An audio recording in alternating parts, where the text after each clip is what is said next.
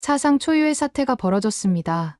국립중앙박물관에서 발표된 단 한 장의 결과가 전 세계 학계를 초토화시켰습니다.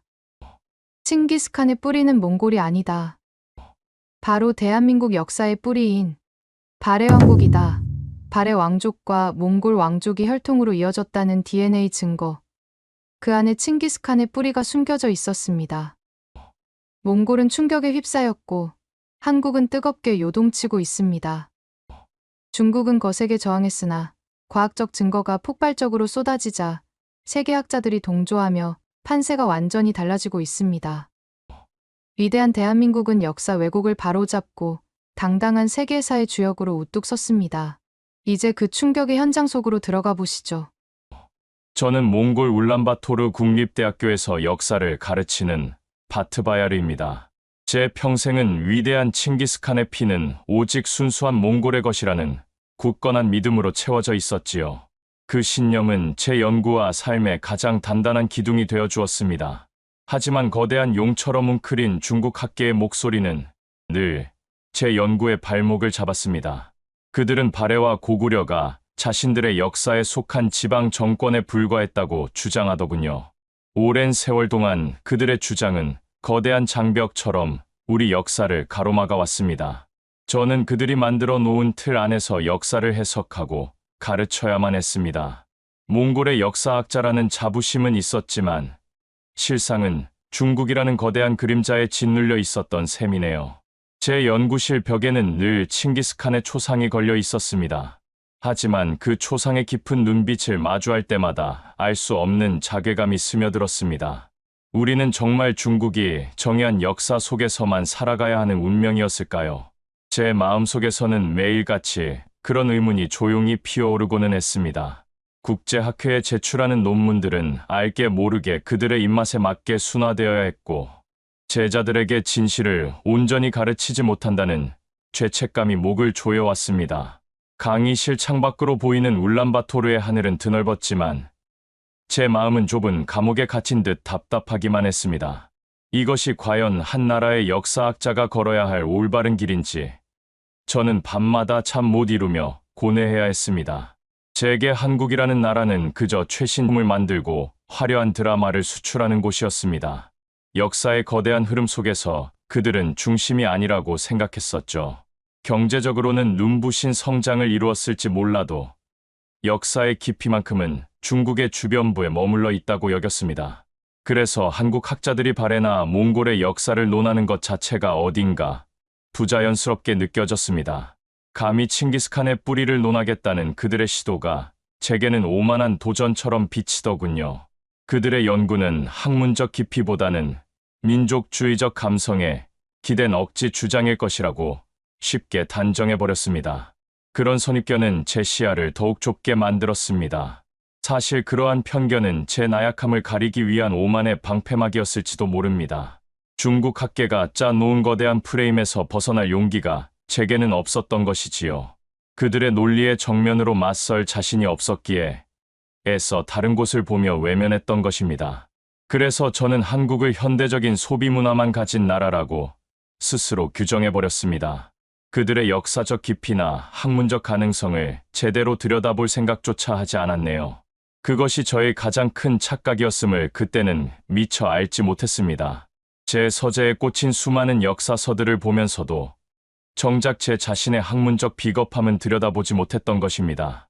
2025년의 봄, 제 연구실로 낯선 우편물이 하나 도착했습니다.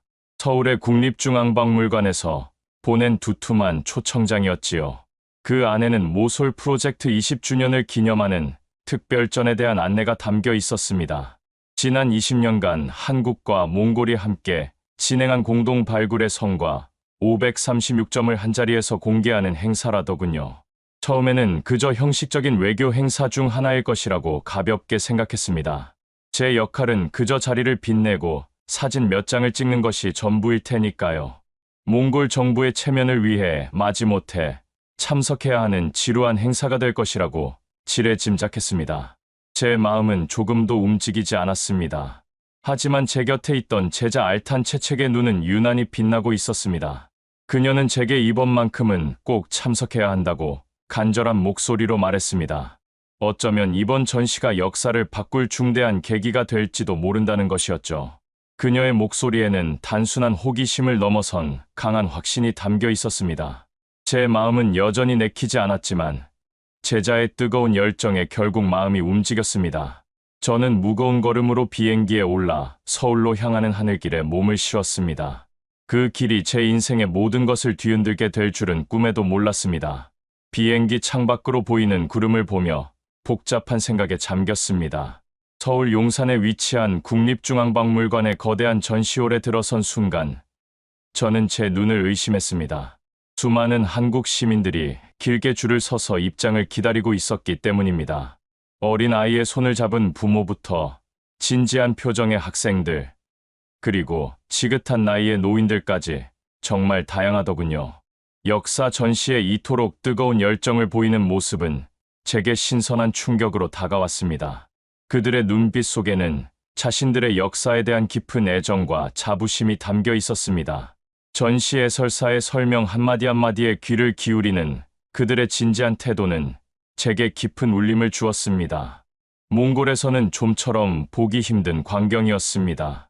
유리 진열장 안에는 발해 시대의 화려한 금제 장식과 고구려 양식의 기와 조각들이 진열되어 있었습니다. 그리고 그 옆에는 몽골 초원에서 출토된 유물들이 나란히 놓여 있었죠. 그때 제 눈을 사로잡은 하나의 문서가 있었습니다. 발해 왕족이었던 데야발의 계보와 몽골 보알리 씨족의 족보가 교차하는 지점을 명확히 보여주는 기록이었습니다. 제 손끝이 미세하게 떨려오는 것을 느꼈습니다. 김 교수가 제 곁으로 다가와 차분한 목소리로 설명해 주었습니다. 이것이 바로 중국이 그토록 지워버리고 싶어 했던 찢긴 역사의 증거라고 말입니다. 제 심장이 거세게 뛰기 시작했습니다. 평생을 지켜온 믿음이 송두리째 흔들리는 순간이었네요. 발표회장은 숙연한 분위기 속에서 진행되고 있었습니다. 바로 그때 베이징대 소속의 리웨이 교수가 자리에서 벌떡 일어나 고함을 쳤습니다. 발해는 명백한 중국의 지방 정권이며 이런 전시는 역사를 왜곡하는 행위라는 날선 비판이었죠. 순간 장내의 공기는 얼음장처럼 차갑게 변했고 사람들은 술렁이기 시작했습니다. 저 역시 가슴이 철렁 내려앉는 기분이었습니다. 그의 목소리는 지난 수십 년간 국제학계를 지배해온 권위 그 자체였으니까요.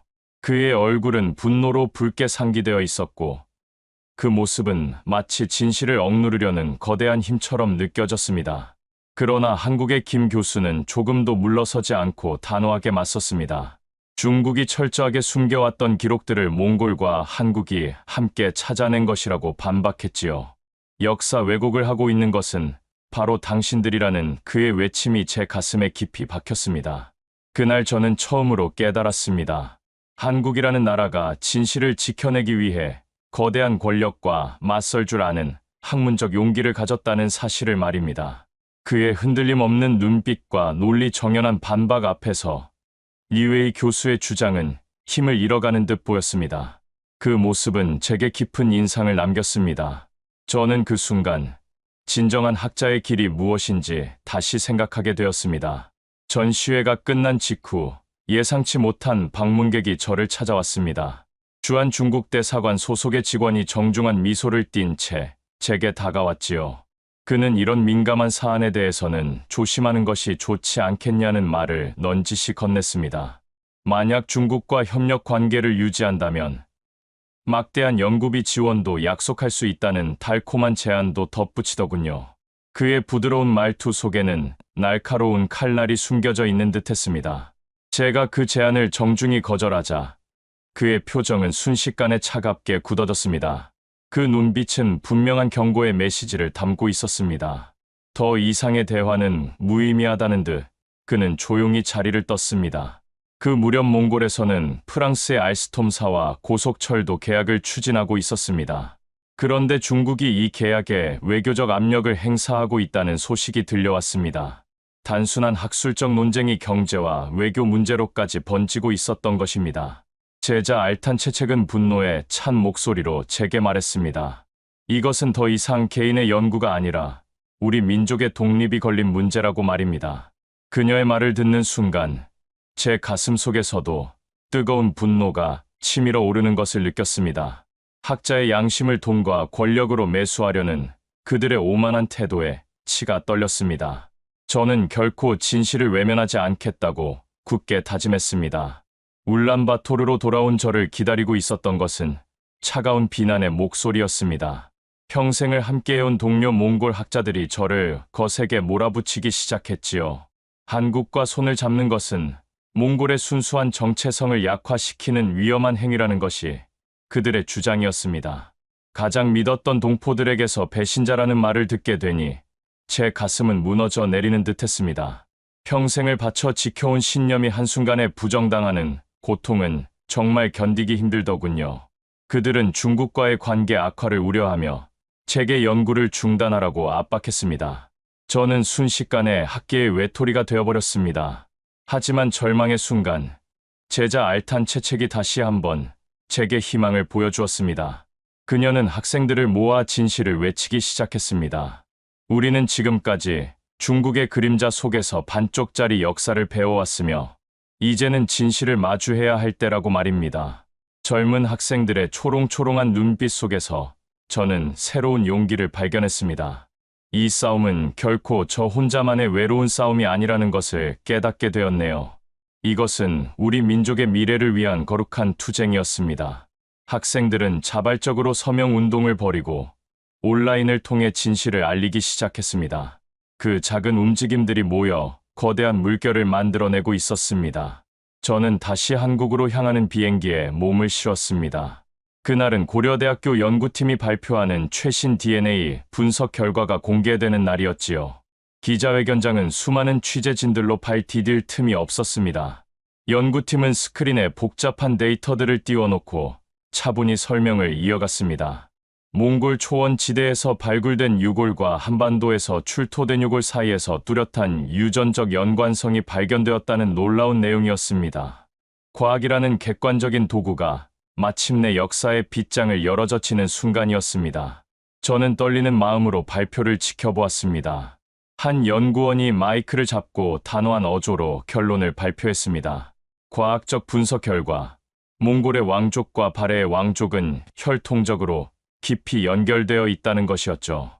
그 말을 듣는 순간 저는 숨이 멎는 듯한 벅찬 감동을 느꼈습니다. 이것은 더 이상 그 누구도 부정할 수 없는 명백한 과학적 증거였습니다. 위대한 칭기스칸의 뿌리가 발해의 피와 이어져 있었다는 사실이 제 눈앞에서 증명되고 있었습니다. 제 평생의 연구가 새로운 국면을 맞이하는 순간이었습니다. 이제 저는 더 이상 흔들리지 않을 것입니다. 제 손에는 그 무엇보다 강력한 진실이라는 무기가 들려 있었으니까요.